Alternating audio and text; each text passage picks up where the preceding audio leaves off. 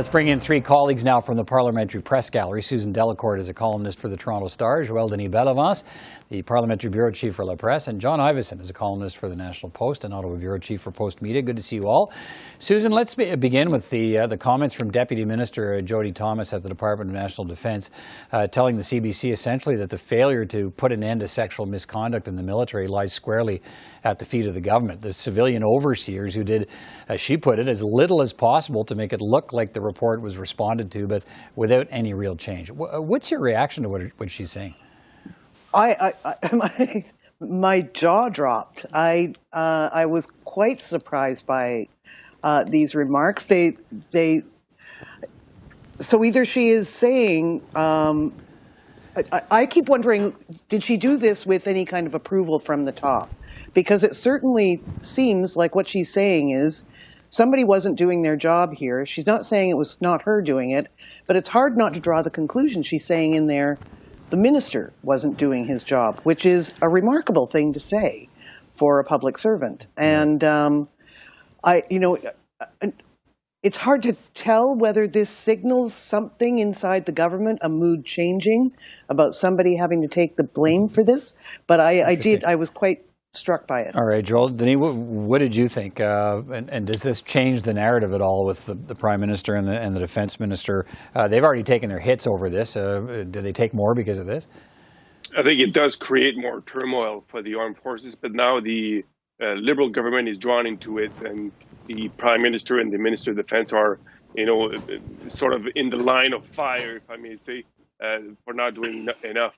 And I would add to what Susan said, this kind of statement, I think, will probably push the government to do more than less in the future report that is expected by the former Justice Louise Arbour. When she comes down with her report, we will be expecting the government will move swiftly and in a broad way also to bring the armed forces into the, I may say, 21st century in terms of respecting gender equity in the armed forces. John, how did you see it? I mean, I found it interesting looking at it because I thought it turned a bit of a corner here from the sense that, the well-meaning efforts of the Defence Minister and the Prime Minister to make change at DND, and it didn't happen the way we hoped it did. This seems to be more of we actively sought to do as little as we could. Well, I took it a little bit differently than my colleagues. I think it was a bit of an internal power grab, in that we know that the twin towers exist in the Department of National Defence, one side being civilian and the other side being military. And I thought Jody Thomas was essentially saying this was left to the military and they ticked some boxes, but they didn't actually do anything about it. And now we've got a new report which is going to come out with recommendations, and it should be the civilian side that oversees any future culture changes. That was my takeaway. I may be wrong on that, but that was what I thought. All right, let's move along. Joël-Denis, let me start with you on this. The Prime Minister repeated his support today for Quebec's push to rewrite a section of the Constitution to say Quebecers form a nation and that French is the only official language of Quebec. He's getting some pushback from other parts of the country and from some columnists in Canada. Why is the Prime Minister on side with Quebec on this? Well, there is an election on the horizon, and the Prime Minister does not want to create any waves that could prevent him from winning more seats in Quebec. So a lot of it, we could see it through the prism of elections and wanted to make some gains in Quebec at the expense of the Bloc Québécois and stop any resurgence of the Conservative Party. But this is clearly an electoral strategy on the part of the Prime Minister, because we would have expected Mr. Trudeau to make a little bit more of a pushback in normal circumstances, if I may say, but it's not the case because we're not in normal circumstances. An election is approaching, and also the Prime Minister wants to make gains, and the likeliest province where he can make those gains is in Quebec. Yeah, let's talk about that. Susan, we could have an election in the next few months. Liberals hold 35 of the 78 seats in Quebec, and winning a majority would likely require winning more seats in the province of Quebec. Is that what this support from the Prime Minister is all about? I don't think you can read, I think JD is right. There's a lot of electoral calculations in this, but I think you've also got to see it, you can't help but see it, I wrote this last week, through the long lens of history too. This is the son of Pierre Trudeau. And it almost seems like he is going to enormous lengths to be different from his father. And where his father, this might have sent him into, a maison aigreur speech or you have to remember. I'm a constitutional survivor, so I know all these references. I think I was really struck by the way today he was asked, do you want to explain your defense of this? And he said, basically, no. Right. I stand by it, and that's that. And I think for all of us, just who were in the constitutional wars, I think we need to know a little bit more about what this all means. I don't think that this is just where it's going to be left. John, let me turn to you here. You've been in contact with a well-known federal constitutional expert who has often challenged Quebec over the Constitution, but what's he saying about this? Yeah, so Stéphane Dion, who is now our man in the EU, and he's the ambassador to Germany too.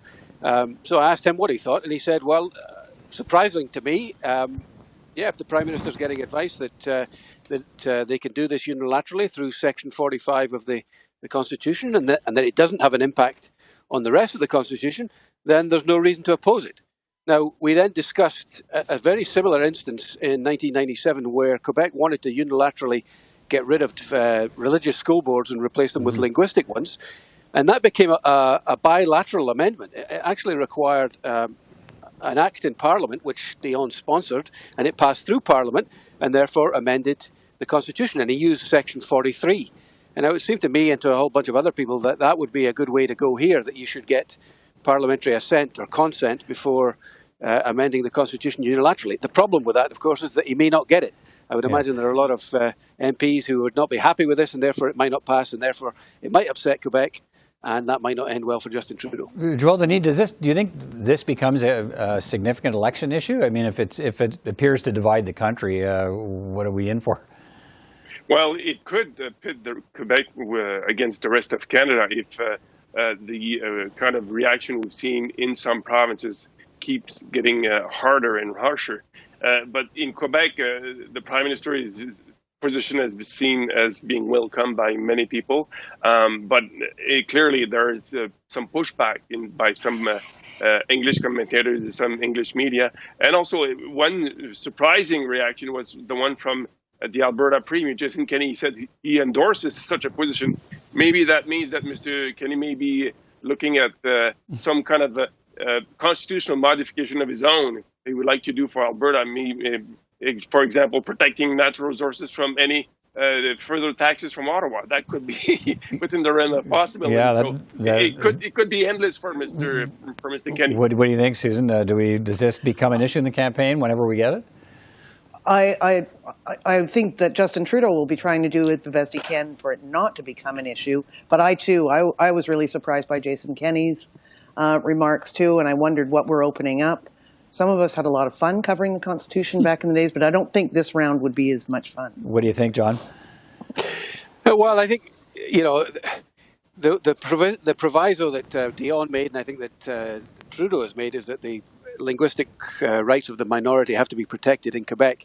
And so therefore any concrete measures by Kenney or others to make English the preferred language in their province, or the only language, the official language, would still have to protect minority language rights. So maybe there is no concrete implication, and maybe it's just symbolic, and maybe it just is a non-issue.